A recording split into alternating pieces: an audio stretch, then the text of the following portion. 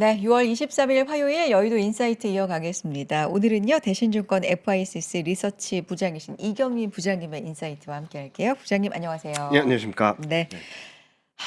부장님 나오실 때마다 체감상 뭔가 좀 시장이 위로든 아래든 네. 조금 격했던 것 같은데 맞아요, 제 기억이? 제가 따져봤더니 최근 세 네. 번 연속 3에서 5% 올랐을 때만 났더라고요. 근데 오늘은 또 거의 최근 몇 달 동안 못 봤던 급락세가 나타나긴 했는데 오늘도 서킷 브레이커 오늘 맞아요. 올해로서는 네 번째죠. 네.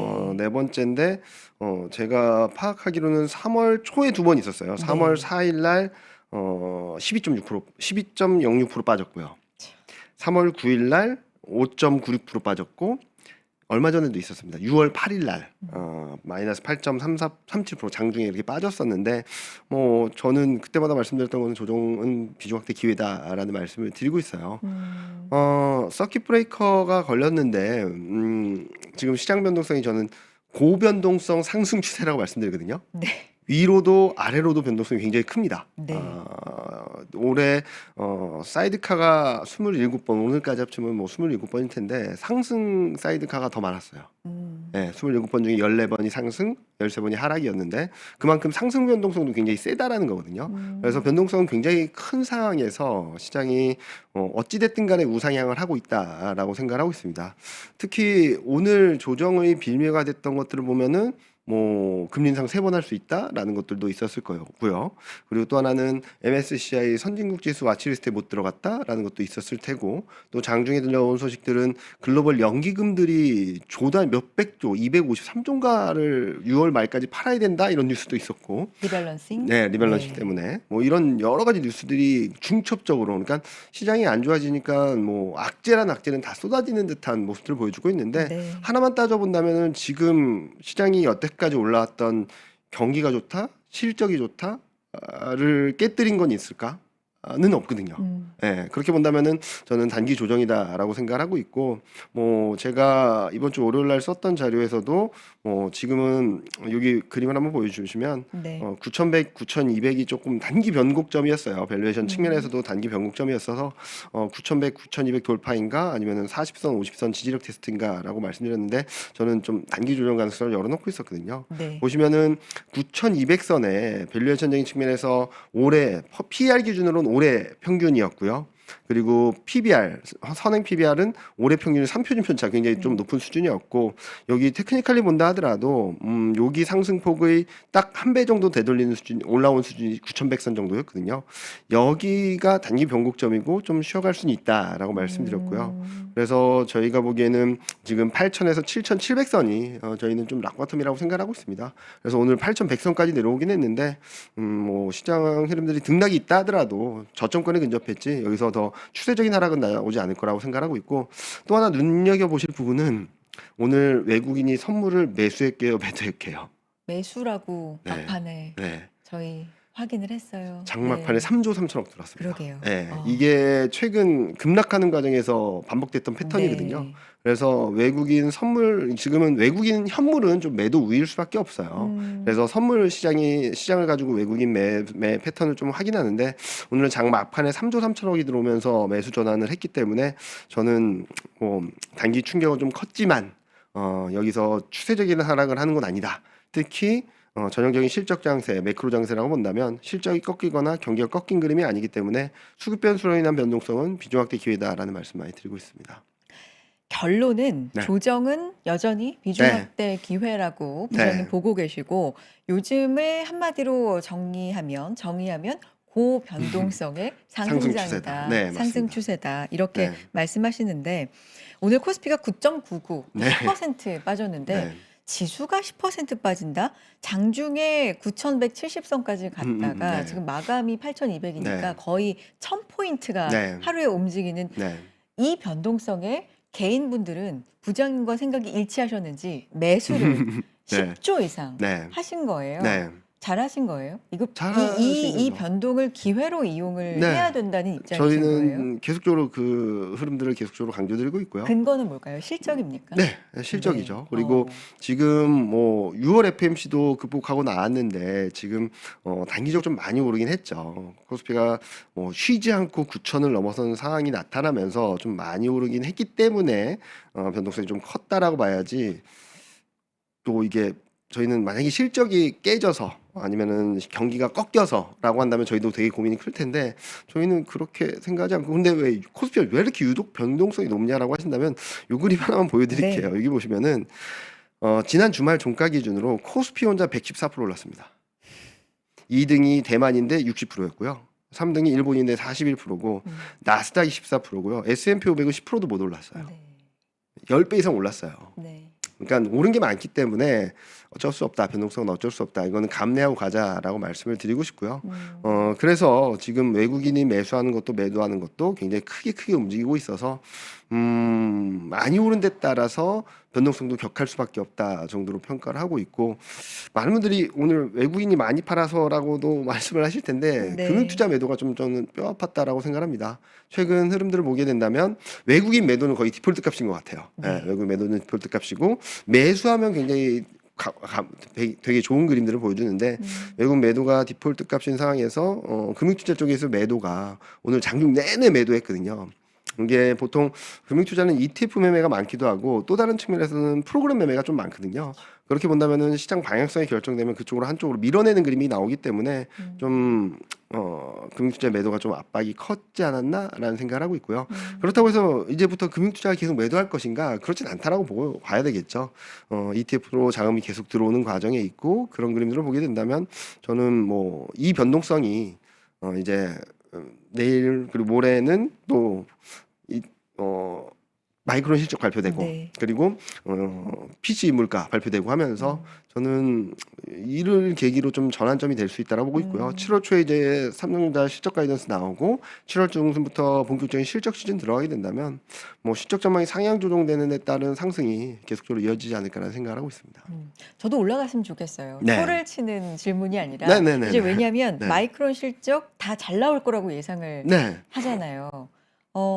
근데 요즘에 보면 마이크론 실적이 전분기나 뭐 이렇게 네. 보면 잘 나왔다 그래서 꼭 그날 상승하거나 그쵸. 바로바로 그게 반영이 되는 게 아니더라고요. 네. 네, 그러다 보면 또 만약에 그런 일이 이번에도 벌어진다면 조금 이번에 충격이 더 이어질까? 뭐 이런 걱정도 오늘 시장 보니까 좀 들기는 해서 그럴 가능성은 열어두지 않아도 돼요? 잘 생각을 해보시면은 네. 그 생각이 언제부터 들기 시작했죠? 오늘 들었죠. 맞아요. 네. 시장이 안 좋아지니까 그런 생각이 좀 드는 거라고 생각하고 심리를 있고요. 또 네. 들으시네. 무슨 말씀을 네. 드리고 싶냐면, 네. 잠시만요. 여기를 보여드리면, 네. 많은 분들이 걱정하시는 거는 시장의 기대보다 못할까봐 걱정을 하시는 거잖아요. 근데 저는 잘 나와도 세론으로 네. 작용을 하는 경우도 많더라고요. 그쵸. 네, 그러면은 네. 실적이 꺾여서 떨어진 걸까요? 아, 그건 아니어서. 네. 그건 무슨 말이냐면 네. 시장의 기대가 높았던 데 따라 그러니까 컨센서스보다 잘 나와도 떨어지는 경우가 많다라는 거잖아요. 그거는 시장의 기대가 워낙 높았기 때문에 컨센서스보다 더 높은 수준에서 기대치가 있었기 때문이라고 보고 있는데 지금 이번 분기 전분기 대비 이익 변화율은 66.4%고요. 전년 대비는 962.48%입니다. 이게 꺾일까? 라는 것은 아니죠. 방향성은 유효하고 모멘텀도 살아있는데 시장의 기대보다 못했냐 더 잘했냐의 문제라고 본다면 이 기대치만 조정된다면 시장은 다시 갈 수 있다라고 보는 거죠. 왜? 네. 방향성은 명확하니까. 보시면은 3분기 실적은 EPS 기준으로 20.3달러인데 다음 분기는 24.82달러거든요. 이게 올라가는 그림으로 만들어져 있어서 저는 기대와 현실 간의 괴리를 조정할 수는 있겠지만 그로 인한 변동성은 있겠지만 그게 시장을 꺾는 그림이다라고는 네. 아직까지는 생각하지 않고 있고요. 또 하나 봐야 될 것은 먼저 조정받는 게 낫겠죠. 네. 아. 기대치를 좀 그런 탐다운하고 관점에서는. 말씀하셨던 그런 걱정들이 그러니까 잘 나올 거야 더 좋을 거야라는 기대가 훅 꺾여서 못 나오면 어떡하지라고 해서 단기 조정이 있다면 오히려 말씀하셨던 그런 부분들로 인한 부담은 좀 덜어낼 수 있는 그런 그림이 만들어져 있어서 저는 이번 조정은 좀 더 비중 확대 기회다라는 말씀 계속적으로 드리고 있습니다. 근데 마이크론은 올랐어요. 네, 마이크론은 어제 올랐고 네. 지금 장중에는 좀 빠지는 아. 그림들이 나왔죠. 그래서 어제는 뭐 최근 보면은 조금 그러긴 했어요. 마이크론하고 샌디스크가 오르면 한국 반도체도 오르고 떨어지면 좀 떨어지는 그림이었는데 최근 며칠 동안에는 마이크론하고 샌디스크가 빠져도 그냥 올랐습니다. 아. 예. 좀 차별화된 모습들을 보여주면서 네. 최근 조금 좀 차별적인 흐름들을 보여주면서 좀 과한 흐름이 아니었나라는 생각을 했는데 좀 오늘 좀 낙폭이 컸다라는 점들은 좀 뼈아프긴 한데 앞서 말씀드렸던 대로 선물에서 외국인이 장마감에 3조 3천억이 들어왔고 지금 뭐 NXT 보시면은 좀 낙폭을 좀 줄여가는 모습들이라서 저는 내일이나 모레 좀 더 변동성이 있다 하더라도 바닥을 잡는 과정이지 여기서 추세적으로 꺾여서 내려가는 그림은 아니다라고 생각하고 있습니다. 부장님께서 앞서서 오늘 시장의 급락의 이유 중에 하나로 뭐 금리 인상 3번 네. 한다라는 이야기도 미국 시장에서 영향이 있었던 것도 우리 시장에 충격도 있었던 것 같다라는 언급을 이제 네네. 해 주셨습니다. 뱅크 오브 아메리카의 네. 얘기였는데 3번이면 이 충격이죠. 그죠? 그쵸? 네. 한 번 내지는 동결 네. 진짜 많아봐야 2번, 2번이어도 충격일 텐데 네. 3번이라고 얘기를 하니까 네. 시장에서 깜짝 깜짝 놀란 놀란 거죠. 건 네. 네, 네. 물론 사실이에요. 근데 이걸 좀 종합해 보면 이런 생각도 들어요. 최근에 글로벌적으로 금리 인상 기조로 그쵸. 좀 돌아서고 있는 건 네, 네. 사실이잖아요. 맞습니다. 근데 우리도 네. 마찬가지고요. 우리도 한국은행에서 금리 인상 쪽으로 방향을 좀 명확하게 지금 잡아가고 있고. 근데 시장이 금리 쪽으로는 좀 겁을 내지 않고 음. 근데 실적이 좋잖아. 네, 네, 기승전 맞습니다. 실적이잖아 네, 네. 하고 좀 이 매크로를 무시하고 올라갔던 측면도 있지 않나라는 걸 네. 오늘 또 말씀하신 것처럼 네. 하락을 하고 보니까 그동안에 좀 너무 무시했나라는 생각이 제가 그쵸, 들어서 그쵸. 어떻습니까? 뭐 일단은 뭐 그렇게 생각할 수도 있죠. 네. 근데 일단 요 그림을 보여드리면 일단 네. 연준에서 말하고 싶었던 거는 그거 같아요. 지금 물가가 높다. 그리고 점도표 전반적으로 올라갔는데 금리 인상 사이클은 아니다라는 것들을 보여주고 싶었던 것 같습니다.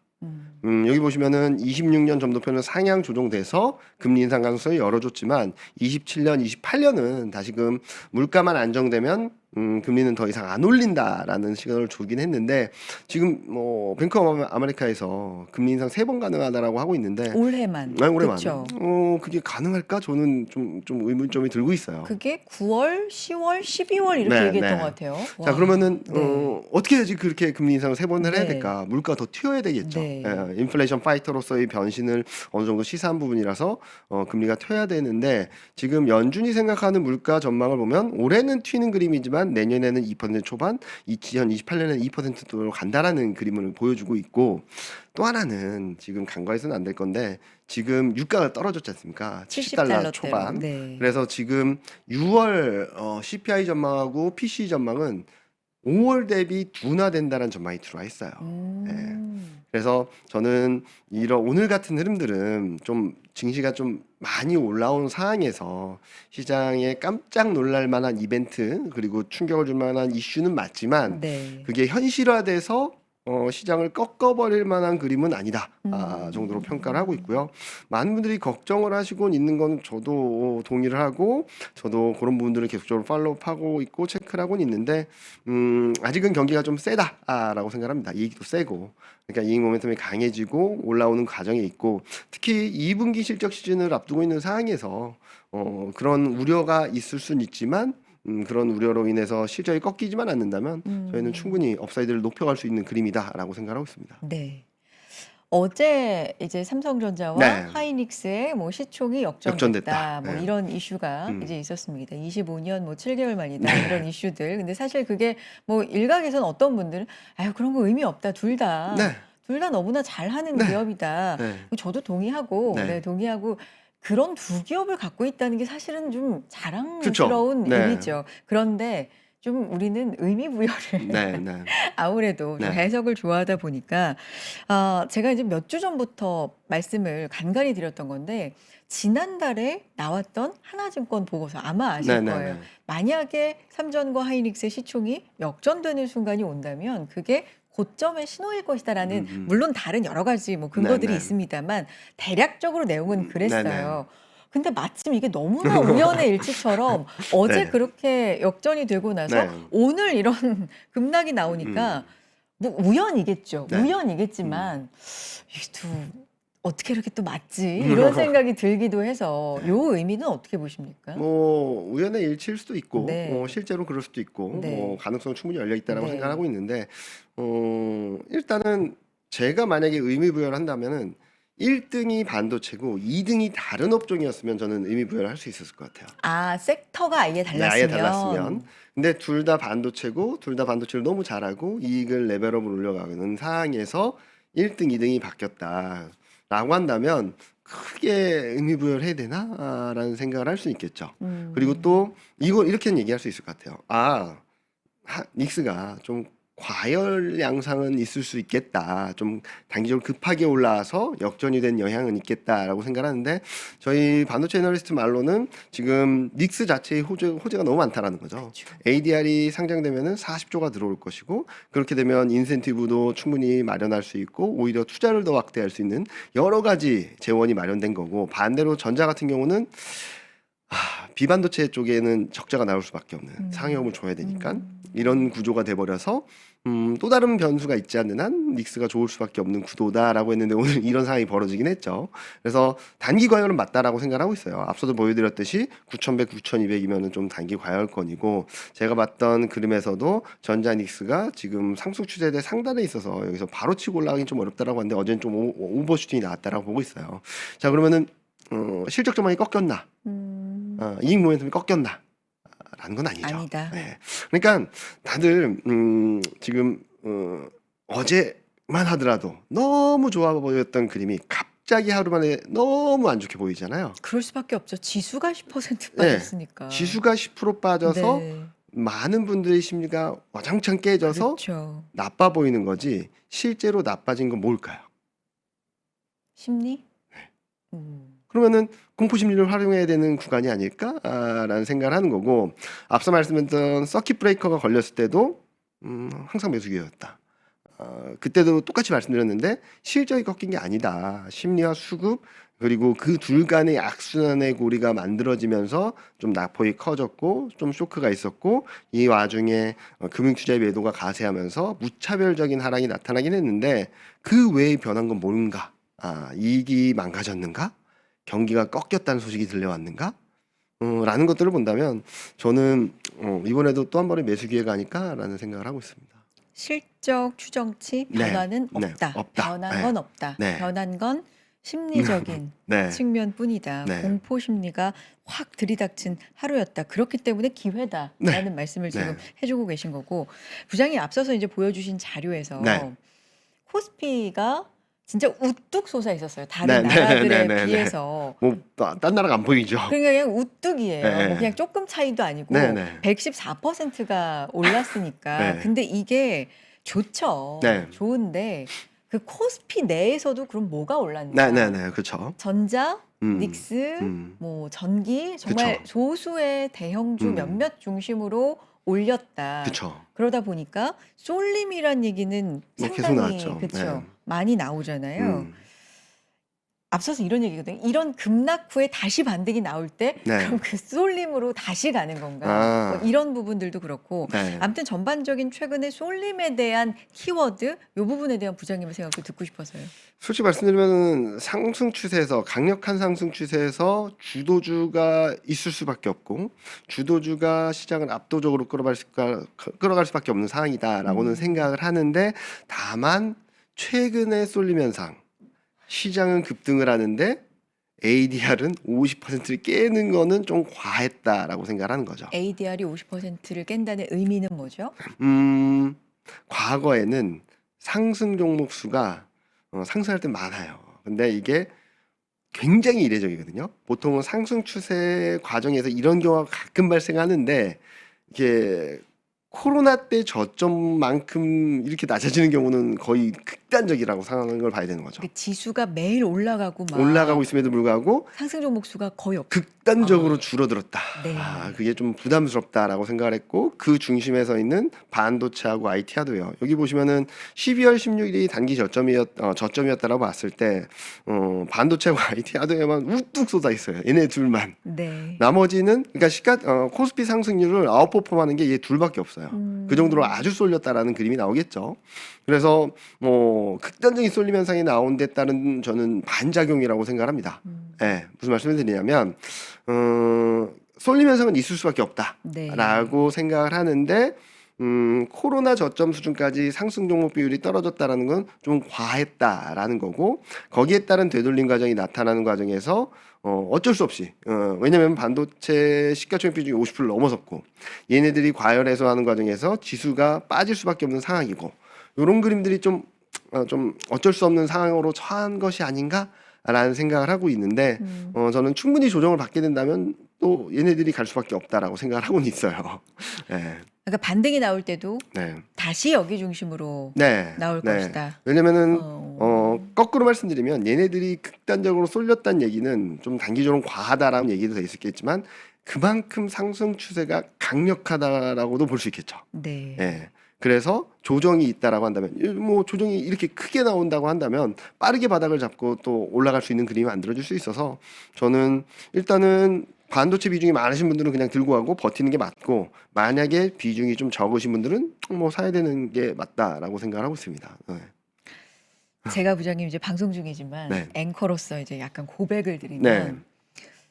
저도 상당히 마음에 요즘 갈등이라는 게 조금 있어요. 왜냐하면 방송이잖아요. 네. 많은 분들께서 감사하게도 이제 함께 해주고 네. 계시고 시장 얘기를 함께 네. 나누는데 반도체 얘기를 많이 할 수밖에 없어요. 그죠, 그죠. 시장 분위기상 그렇게 잘 올라가니까 네. 반도체 얘기를 많이 할 수밖에 없는데 많이 하면 좋다는 얘기들 분석이 이제 또 너무 많고 네. 그러면 이제 그런 분위기가 조성이 되겠죠. 네. 네. 그럼 반도체로 또 쏠리겠죠. 네. 그러니까 약간 요런 방송도 사실은 요 쏠림에 좀 한몫을 하는 게 아닌가라는 사실 내적인 갈등이 네. 정말 고백을 해드리면 진짜 있거든요. 네. 근데 근거를 보면 아니 실적이 나오잖아. 네. 숫자가 나오잖아. 그리고 네. 우리나라만의 현상이 아니잖아. 네, 네, 네. 미국도 일본도 뭐 세계적으로 네, 지금 네. 반도체로 쏠리잖아. 이런 또 근거가 너무 탄탄해서 네. 사실 저는 진짜 좀 고백을 드리자면 네. 갈등이 있거든요. 그래도 뭐 쏠리면 어쩔 수 없는 거예요. 네. 반도체로만 갈 수밖에 없는 거예요. 반도체로만은 아니겠죠. 네. 그러니까 제가 보기에는 이번 조정이 있은 뒤에는 이제 음. 실적 시즌이 돌아와요. 그러면은 보통 반도체로 쏠림 현상은 월 초에 반복됐거든요. 그때도 말씀드렸지만 어, 매월 초를 보시면 네, 시가총액 비중을 금융투자협회에서 공시를 합니다. 그런 맞아요. 펀드들이 따라가고 네. 그래서 올라오면은 뭐 ETF 자금이 음. 따라오고 인덱스 펀드 자금이 따라오면서 월 초 하루 이틀은 급등을 합니다. 네. 그 뒤에는 원래는 좀 쉬었어요. 아. 네, 좀 쉬었고 반도체 이외 업종들이 움직이면서 갭을 메워줬거든요. 근데 최근 몇 달 동안은 그런 현상들이 나오기보다는 계속 점점 더 쏠렸고 그리고 어제는 닉스로만 쏠렸어요. 그게 좀 단기 과열, 단기 부담 시그널이라고는 보고 있어요. 네. 근데 그걸로 인해서 이제 시장이 끝났냐? 라고 하면 다시 원점으로 돌아가서 실적이 나빠졌냐를 걱정을 해야 되겠죠. 근데 그건 아니고 지금은 단기적으로 오버슈팅 나오고 쏠림 현상이 극단적인 수준까지 나왔기 때문에 좀 과격한 조정이 나오고 있다라고 보고 있고 네. 저는 그래서 월 초까지 그러니까 이번 주에 바닥을 잡게 된다면 다음 주 초반 중반까지 6월 초까지는 또 반도체가 한번 방향성을 턴어라운드를 만들어줄 거라고 생각하고 있습니다. 그런 뒤에 특히 전자 실적이 가이던스가 나온 뒤에는 이제 또 다른 업종들이 좀 움직이지 않을까라는 생각을 하고 있어서 저는 실적이 어느 정도 담보되고 올라오는 그림들이 나오는 쪽들을 계속적으로 관심을 가져보자라는 네. 말씀을 드리고 있는데 실적이 안 되는 애들 말고요. 실적이 괜찮으면서 좀 실적 대비 저평가돼 있는 업종들을 계속적으로 관심을 갖자라는 말씀을 드리고 있어요. 그래서 요 그림을 한번 보여드릴게요. 마지막으로 여기 보시면은 위 그림은 이 연간 영업이익 1개월 변화율하고 주가 수익률 그리고 2분기 영업이익 변화율하고 주가 수익률 1개월을 갭을 나타낸 거고 밑을 보시면은 3개월 갭입니다. 네. 보시면은 IT 하드웨어, 반도체, 보험, 상사자본재 여기 지주랑 방산이 들어와 있고요. 소매유통 최근 많이 올라온 애들이 좀 과열 양상을 극심하게 만들어줬습니다. 네. 3개월도 마찬가지고요. 반도체, 보험, 반도체, 상사자본재, 소매유통. 근데 요 밑을 보시면은 이익 대비 적평가돼 있는 업종들이 좀 다수 포진돼 있어요. 마이너스권에 있는 애들을 봐야 된다는 거거든요. 특히 최근 좀 올라왔다 좀 꺾이는 듯했던 2차 전지가 좀 포진해 있다 정도로 볼 수 있겠고요. 그리고 저희가 좀 주목하는 것은 내수주 그리고 성장주.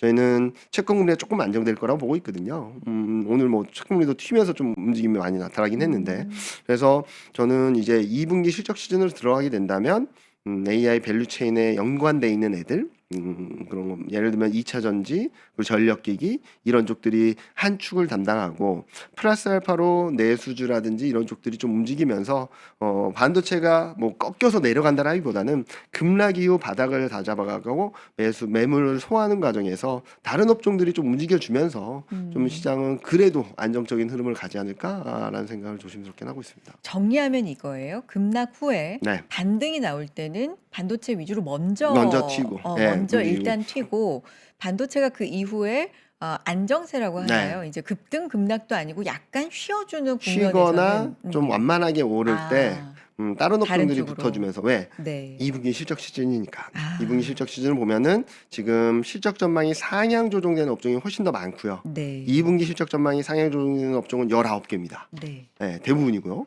그리고 지금 수출 그리고 뭐 여러 가지 환효과 이런 것들을 보게 된다면 제가 보기에는 2분기 실적은 반도체 혼자만 좋다라기보다는 수출주 플러스 내수주들이 같이 움직여주면서 좀 시장을 좀 더 탄력적으로 움직여주지 않을까라는 생각을 하고 있습니다. 다시 한번 그럼 정리해 주세요. 네. 2분기 실적 시즌 돌입하면서 네. 좀 이제 관심을 받을 만한 반도체 외 업종으로는 그럼 뭐가 있는 거예요? 일단은 네. 2차 전지. 2차 전지. 네, 전력기기. 2차 전지는 뭐 예를 들면 흑자 전환한다거나 네. 좀 좋아진다거나 이익 요런 전망이 더 올라간다라는 거고 아. ESS 모멘텀이 들어온다라는 거고 실질적으로 수출에서도 ESS 네. 수출이 좀 잡히고 있는 그림이 나타나고 있고요. 전력기기는 최근 쇼티지에 대한 얘기들이 계속 나오고 뭐 데이터 센터 구축이 좀 늦어진다라는 것도 전력 인프라가 제대로 구축 안 돼서잖아요. 그런 것들이 좀 주목을 받을 수 있다라 보고 있고요. 대표적인 수출주라고도 볼 수 있고 그리고 내수주 중에서는 뭐 화장품 의류 그리고 뭐 필수 소비재 이런 쪽들을 보고 있고요. 또 성장주 쪽에서는 제약바이오 인터넷을 좀 보자. 제약바이오 인터넷은 밸류에이션이 과거 평균 대비 현저히 저평가돼 있는데 지금 채권 금리가 올라가면서 계속 눌려 있거든요. 맞아요. 그래서 금리만 조금 안정되면은 좀 갭을 메우는 차원에서 반등은 충분히 가능하다라는 정도로 평가를 하고 있습니다.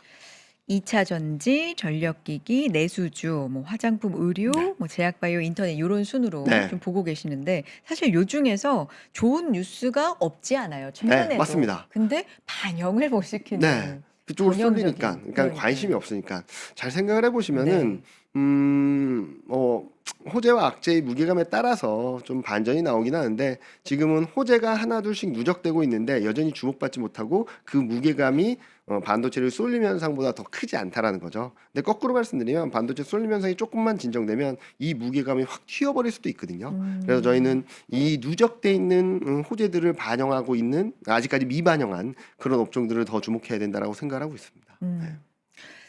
최근에 리밸런싱이란 얘기가 네. 상당히 많이 네. 나오잖아요. 뭐 외국계에서의 그쵸. 리밸런싱도 우리한테 몇 달 동안 영향을 이제 줬고 얼마 전에는 푸치 뭐 네. 얘기도 좀 있었고 이제는 연기금. 네. 네. 오늘도 연기금의 매도는 나왔나요? 네. 연기금 매도는 지금 최근에 어떻게 그럼 진행이 되고 있는 거예요? 지금 우리가 6개월째 걱정할 정도예요? 6개월째 매도하고 있어요. 그래요? 생각을 해보시면은 과거 네. 연기금이 시장을 폭락시키면서 매도를 한 적이 있나요? 단 한 번도 없습니다. 시장을 폭등시키면서 매수한 적이 있나요? 단 한 번도 없습니다. 걱정하지 말자. 물량이 너무 크니까 이 예상되는 물량이 큰 거는 네. 작년 하반기부터 컸어요. 어, 작년 하반기부터 컸고 그러니까 그 물량을 한 번에 쏟아낼까? 약간 50조 이상. 네, 50조 이상이고 거죠. 그걸 따지게 된다면 지금 글로벌 연기금들이 팔아야 될 게 253조예요. 말이 안 되는 거거든요. 저희 퀀트랑 지금도 얘기를 했는데 역사적으로 연기금이 리밸런싱 한다고 그러면 지금부터 팔아야죠. 6월부터 팔았어야죠.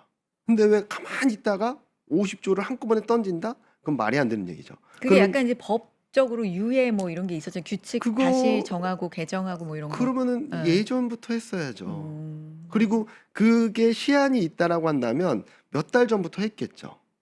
네.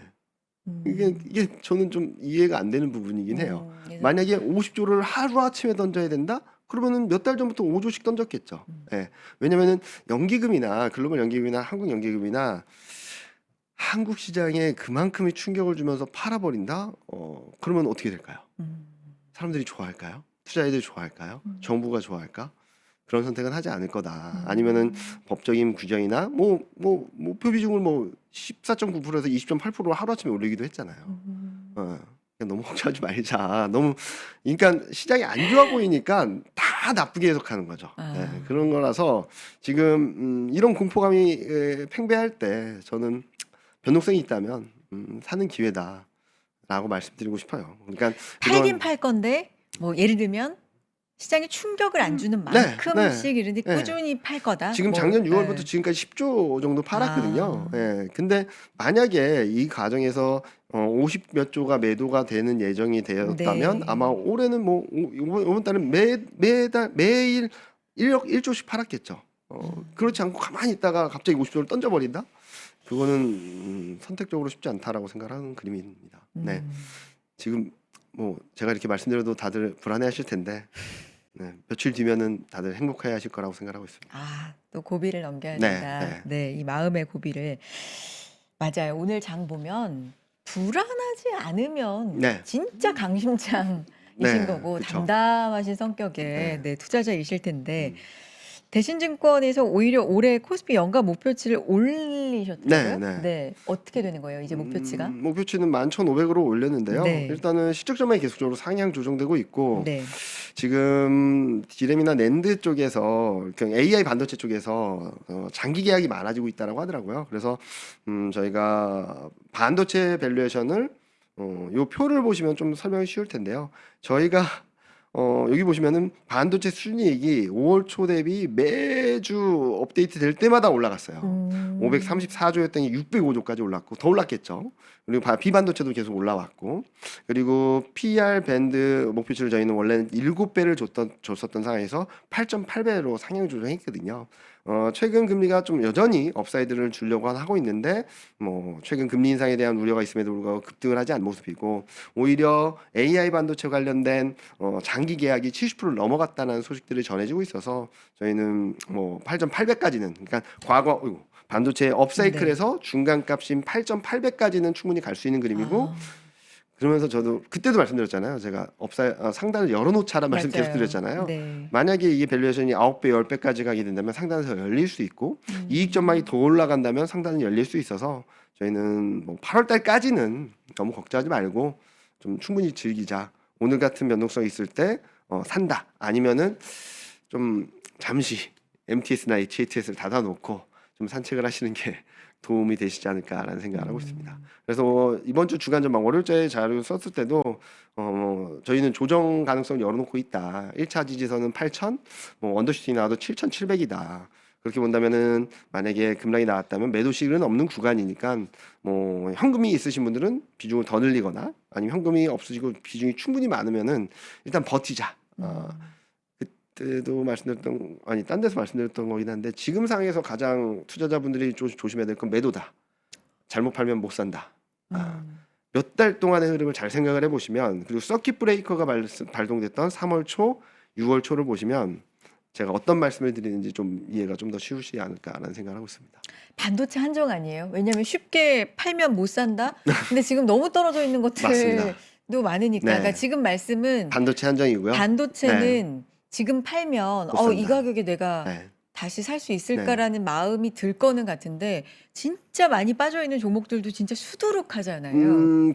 그 업종들은 네. 아마도 8월 말 9월 초 저희가 생각하는 변곡점을 지난 뒤에 그때 움직일 것 같아요.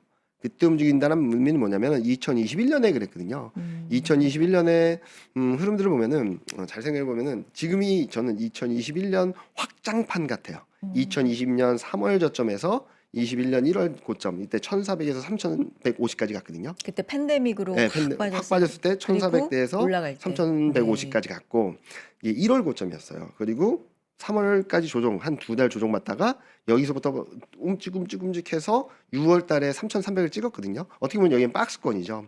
근데 이때 끌어왔던 애들 그러니까 3,150까지 끌어왔던 애들이 그 다음 사이클에서 수익률이 하위권으로 갔어요. 그리고 중하위권에 있던 애들이 상위권으로 왔고 그거는 뭐 나중에 고점이 나왔을 때 좀 말씀을 드리려고 해서 아껴놓고 있긴 있는데 아껴 놓으세요. 네, 지금은 주도주를 충분히 실어놓고 플러스 알파로 실적 대비 저평가되어 있는 애들을 좀 담아가면 좋지 않을까라는 말씀을 드리고 있습니다. 네. 마무리 말씀을 좀 드려야 될 것 같은데 네. 일단 좀 큰 그림으로 말씀을 해주셨으니까 8월까지 그리고 어쨌든 이제 곧 네. 실적 시즌이 시작이 네. 되면 그 실적에 대한 기대감으로 시장이 또 견조하게 움직일 것이다라는 네네네. 쪽이세요. 그런데 이제 단기적으로 보면 네. 오늘 충격이 너무 컸기 때문에 음. 이번 주 전략부터 일단은 좀 중요할 것 같아요. 뭐 예를 들자면 네. 마이크론도 음. 지금 실적이 네. 대기하고 있는 상황이다 보니까 네. 오늘 급락을 내일 어느 정도 만회할 것인가 혹은 하락이 조금 더 이어질 것인가 뭐 약간 이런 경우의 수가 있잖아요, 부장님. 저는 뭐 가격 조정은 어느 정도 많이 됐다라고 생각하고 있어요. 오늘로써. 예. 여기를 한번 아까 보여드렸던 그림이긴 한데요. 네. 지금 선행 PR 올해 평균은 마이너스 1표준 편차가 딱 8,000선이고요. 그리고 PBR 측면에서 올해 평균 플러스 1표준 편차가 7,700선이에요. 네. 그래서 8,000에서 7,700. 한 번 더 밀려도 7,700선 정도까지 밀리지 여기서 확 깨지는 그림까지는 아니다라고 생각을 하고 있어요. 그래서 저는 가격 조정은 어느 정도 일단락됐다라고 생각을 하고 있고 네. 그리고 요 그림을 보시면은 지금 40일, 50일 이동평균선 최근 상승을 보면은 40일, 50일을 살짝 깨긴 했지만 여기를 완전 이탈한 경우는 거의 없거든요. 40일, 50일이 올라오고 있어서 8,000선 또 7,000선 후반이에요. 여기 정도면 충분히 매력적인 가격대다라고 생각하고 있어서 저는 좀 사는 구간이다라는 말씀을 계속적으로 강조드리고 있습니다. 그래서 네. 이번 주 초반에 그러니까 이번 주 말까지 좀 등락이 좀 더 있다라고 한다면 사는 게 맞다라고 생각하고 있고요. 자 보시면 서킷 브레이커가 발동됐을 때가 요때였고요. 그리고 6월 초 요때였잖아요. 이때 이렇게 올라갔었어요. 그래서 저는 이번 조정이 변동성이 좀 아프다고 하더라도 저희는 좀 만선을 하는 과정에서 마지막 진통 과정이지 여기서 부러지는 그림은 아니다라는 말씀 드리고 싶습니다. 네. 공포에 팔지 쉽게 팔지 말자. 공포에 팔지 말고 네. 오히려 공포를 좀 활용하자, 공포 심리를 활용하자. 매크로적인 측면에서, 펀더멘털적인 네. 측면에서, 실적적인 측면에서 지금까지 코스피를 이끌어왔던 펀더멘탈의 변화는 없다. 네. 오히려 좀 더 좋아질 여지가 커지고 있다라는 생각을 하고 있습니다. 근데 이런 변동성이 이제 지수 자체가 굉장히 커졌으니까 나올 수밖에 없는 옛날에는 뭐 2~3%가 지금은 10%대가 된 거고 뭐 이런 그쵸. 걸로도 볼 수 있고 아니, 그리고 레버리지 이런 것도 있는 뭐 거예요? 플러스 마이너스 요인이 있겠죠. 레버리지 어. ETF나 그런 영향도 있겠고 네. 아까 보여드렸잖아요. S&P 500은 10% 못 올랐는데 혼자 코스피는 110% 올랐잖아요. 아. 그러면 10배 올랐습니다. 그리고 2등과도 2배 이상 차이 나고 3등과도 3배 가까이 차이 나요. 그러면은 워낙 강하게 올라오고 급하게 올라온 데 따라서 좀 변동성은 좀 감내하고 가야 될 부분이 아닌가라는 생각을 하고 있습니다. 그런 와중에 코스닥은 어떻게 해요? 가장 어려운 질문인데 네. 저는 일단은 코스닥은 금리가 좀 내려오면은 좀 반등할 수 있다라고 생각하고 근데 있어요. 인상 얘기만 지금 세계적으로 가득한데. 지금 저희는 채권 금리는 좀 상당 부분 선반영하고 있다라고 생각하고 있습니다. 그래서 지금 노이즈가 계속되고 있잖아요. 6월 FMC도 매파적인 평가가 있었고 그리고 금리 상황은 뭐 오늘 뭐 3번 한다는 뉴스가 있고 그러면서 좀 고점에 머물러 있는데 저희는 6월 CPI가 나오는 7월 중순부터는 조금 안정될 거라고 보고 있어요. 6월 CPI가 5월 CPI 대비 좀 둔화된다라는 그림이 나오게 된다면 네. 시장의 불안감들은 좀 제어될 수 있고 금리가 좀 내려올 수 있다라고 보고 있고 그때가 좀 타이밍이 아닐까라는 생각을 하는데 조금 아쉬운 거는 제가 기대했던 거는 코스닥 승강제에 대한 가이던스가 저희는 7월 중에 나올 수 있다라고 보고 있었거든요. 약간 미뤄진다는 미뤄진다는 얘기가 얘기가 있죠. 있어서 네. 그게 어떻게 될지 좀 봐야 될 것 같습니다. 승강제에 대한 가이던스가 나오면 저 같은 사람들이 막 종목을 막 찾아내겠죠. 그리고 프리미엄에 들어갈. 들어갈. 네. 근데 지금 최대간권 뭐 거의 고정적으로 들어가는 소부장은 들어갈 것 같고 네. 제일 세이프합니다. 그리고 뭐 제약 바이오가 어떻게 되느냐, 얼마나 들어가냐가 문제인데 그럴 수 있었지만 뭐 아쉽게도 딜레이 된다라고 한다면 일단은 금리가 좀 안정되면 가격 갭을 메우는 차원에서 반등이 가능하다. 여기에 플러스 알파 동력이 어떤 것들이 들어올지 좀 보자 정도로 말씀을 드리고 있어요. 근데 지금 가격 조정도 많이 됐고 그리고 코스피 대비 상대적 강도 보면은 뭐 거의 급전직하였거든요. 네. 그 과정에서 채권금리가 급등을 했습니다. 그래서 채권금리 안정이 우선돼야 될 것이고 그 이후에 밸류업에 대한 밸류업 프로그램이나 또는 코스닥 승강제에 대한 이슈가 어느 정도 들어오는지 좀 지켜볼 필요가 있다라는 말씀드리고 싶습니다. 네. 알겠습니다. 부장님. 네. 바쁘지 않으시면 한 2-3분만 네. 제가 광고하는 네네네. 상품을 알겠습니다. 같이 한번 봐주시면 너무 알겠습니다. 감사하겠습니다. 오늘 네. 좋은 얘기까지 이렇게 해주셨는데 아유, 아닙니다. 제가 또 이런 부탁까지 아유, 드리는데 아닙니다. 함께 해주시면 너무 감사하겠고 제가 왜냐면 베개를 가지고 왔거든요. 네. 저희가 베개를 준비했는데 슬립 앤 슬립 깊은 잠 베개라고 아마 아이유 베개로 여러분 많이 아실 거 아세요? 네, 부장님 들어봤습니다. 아세요? 네. 지금 나가고 있는 요 베개인데 요게 이제 리뉴얼이 됐습니다. 좀 많아서 제가 좀 이렇게 주섬 꺼내서 보여드려야 되는데 일단 요렇게 포장이 이렇게 돼서 갈 거고요. 요거를 좀 보여드리면 그래서 꺼내면 어떻게 되는지 좀 보여드리면 요게 이제 베개, 토퍼, 속통이 이렇게 포장이 되어 있는 거고요. 요게 이제 베개 커버를 씌워 놓은 그런 거를 제가 요걸 더 정교하게 보여드릴 수 있으면 좋을 텐데 일단 요렇게 보여드리겠습니다. 저도 잠을 좀 힘들어하는 편인데 진짜요? 깊은 네, 잠에 네. 대해서 그러니까 머리만 대면 주무신다 이런 분들 저요. 계시죠. 아 진짜 부장님 그러세요? 네. 저는 그런 타입이 아니어서 잠 잘 주무시는 분들을 상당히 부러워하는 저는 그런 타입인데 베개가 저도 그래서 상당히 중요하거든요. 이 슬립 앤 슬립 깊은 잠 베개 일단 말로 좀 설명드리겠습니다. 이미 시장에서 80만 개가 팔렸어요. 베스트셀러고요.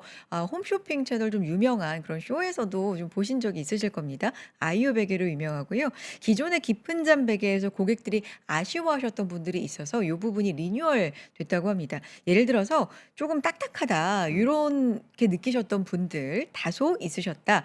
혹은 높이가 맞지 않다고 느끼셨던 분들 위해서 이런 부분을 새롭게 프리미엄 베개로 개발을 했는데 이 베개 제일 좋은 점이 어떤 자세를 취하고 잠을 자든 저는 사실 옆으로 이렇게 누워야 잠이 오는 타입이거든요. 똑바로 누우면 잠이 안 와요. 눈이 말똥말똥한데 그러면 약간 어깨가 좀 불편해지는 느낌도 있고 네, 그래요. 맞습니다. 그쵸 네. 부장님. 그죠? 그래서 옆으로 누워서 저처럼 요런 자세가 편하다 하는 분들 그럼 그렇게 해도 나를 받쳐주고 있다. 이런 느낌이 요 베개는 듭니다. 그래서 어깨가 불편하지 않고 처음에 똑바로 잘 때는 마치 목베개를 한 느낌이고 옆으로 잘 때는 어깨가 짓눌리지 않는다. 요런 점이 참 좋은 장점이라고 할 수 있습니다. 그리고 제가 원래 높은 베개를 잘 못 베요. 좀 낮게 베거든요.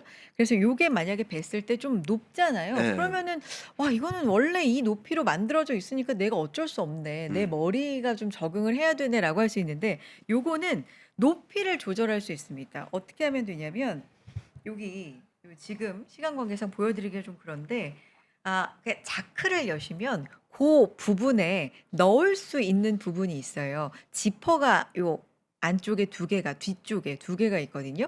그 안에서 내용물을 조금 빼시면 굉장히 간단한 내용물로 되어 있거든요. 내용물을 조금 빼시면 낮아지고요. 그리고 추가로 그 내용물을 들여요. 그거를 추가로 넣으시면 높아집니다. 그런 식으로 베개를 조절하시면 될 것 같고요. 그 내용물 같은 경우는 인체에 무해한 성분, 아기들한테도 사용하는 그런 성분으로 되어 있으니까 걱정 안 하셔도 될 것 같습니다. 자, 몸 상황도 그렇고 제가 잠자는 어떤 패턴도 그렇고 요 베개 정말 좋았다라는 말씀드리겠고요. 요 안에 그리고 양모를 동그랗게 만들어서 넣었다고 하는데 그래서 그런지 일반 양모 베개보다 좀 탱탱한 느낌. 요 느낌을 전해드릴 수는 없지만 좀 탱탱한 느낌이 저는 좀 좋았던 것 같습니다.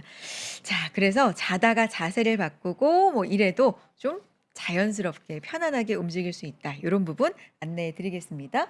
이렇게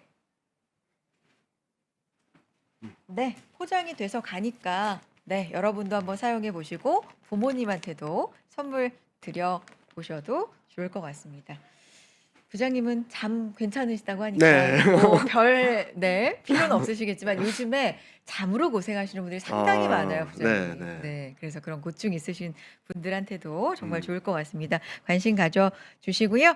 자, 부장님 저와 함께 이렇게 함께 해주셔서 너무나 감사드리고 아유, 오늘 고맙습니다. 이렇게 중요한 시장에서 급락하는 시장에서 좋은 인사이트 해주신 이경민 부장님은 여기서 보내드리겠습니다. 대신증권 FICC 리서치 부장이신 이경민 부장님 고맙습니다. 네, 감사합니다.